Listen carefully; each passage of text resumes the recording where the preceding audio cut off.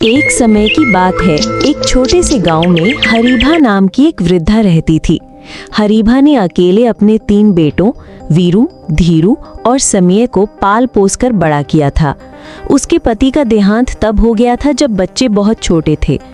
हरीभा ने अपने बच्चों को अच्छे संस्कार और शिक्षा भी दी। हरीभा के पास एक छोटा सा खेत था। उसी खेत में वो दिन रात मेहनत करती, अनाज उगाती और बच्चों की परवरिश में जुटी रहती। बचपन में तीनों बेटे माँ के साथ खेत में मदद करते, लेकिन जैसे जैसे बड़े हुए उनमें सोच और स्वभाव में फर्क आने लगा। समय बीता, तीनों बेटे जवान हो गए।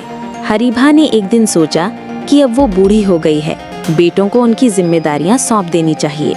उसने अपने तीनों बेटों को बुलाया और कहा, बेटा, ये खेत अब मेरा नहीं रहा, अब ये तुम तीनों का है। लेकिन याद रखना, ये जमीन तभी फल देगी जब तुम मिलकर इसे सींचोगे।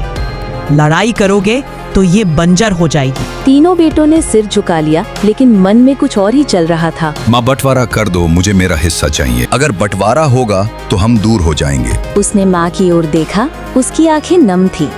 हरीभा ने गहरी सांस ली और तीनों को खेत का एक एक हिस्सा दे दिया, साथ ही एक संदेश। बेटा, जमीन से रिश्ता खून से भी गहरा होता है, इसे तोड़ोगे तो सब कुछ खो दोगे। वीरू ने अपने हिस्से की जमीन पर जल्दी से काम शुरू किया। उसने कीटनाशक मशीनें और रासायनिक खाद डलवाई और उसकी फसल तेजी से बढ़ी और पैसा आने लगा। लेकिन जमीन धीरे धीरे कमजोर होने लगी। धीरू ने धीरे धीरे पारंपरिक तरीके अपनाए, हल, बैल और जैविक खाद से खेती की। उसका मुनाफा कम था, लेकिन जमीन स्वस्थ बनी रही। समीर ने अपने हिस्से में पेड़ लगाए, एक छोटा सा बगीचा बनाया और कुछ गायें पाल ली। वो गांव के बच्चों को पढ़ाने भी लगा। लोग उसे धरती पुत्र कहने लगे। कुछ साल बीते। हरीभा अब बहुत बूढ़ी और बीमार हो गई थी। उसे ज्यादा देखभाल की जरूरत थी। उसने अपने बेटों को बुलाया। माँ को तो अस्पताल में भर्ती करवा दो, मेरे पास समय नहीं है। मैं नौकरी करता हूँ, माँ को साथ रखूंगा तो काम छूट जाएगा। समीर चुपचाप माँ को उठाकर अपने घर ले आया। वो उसकी सेवा करता, खाना बनाता, दवाइयाँ देता, हर दिन माँ के पांव दबाता, उसकी कहानियाँ सुनता। एक रात माँ ने समीर का हाथ पकड़ा और कहा, बेटा, तूने मेरी जमीन नहीं बांटी बल्कि उसे सींचा। तूने मुझे नहीं छोड़ा बल्कि अपनाया।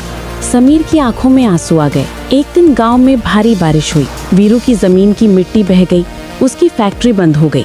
धीरू की जमीन भी कुछ नुकसान में आ गई, लेकिन समीर का बगीचा हरा भरा रहा। पेड़ों की जड़ों ने मिट्टी को थामे रखा। वीरू और धीरू जब गांव लौटे तो देखा कि उनकी माँ अब नहीं रही। समीर ने उनकी चिता को अग्नि दी। उस रात दोनों भाइयों ने पहली बार समीर के सामने सिर झुकाया। भाई, तूने जो माँ और जमीन के लिए किया, हम कभी न कर सके। तू असली बेटा निकला। समीर मुस्कुराया। फिर तीनों ने मिलकर खेतों को फिर से एक किया। वीरू और धीरू ने समीर से खेती सीखी, पेड़ लगाए, गायें पाली। गांव फिर से हरा भरा हो गया।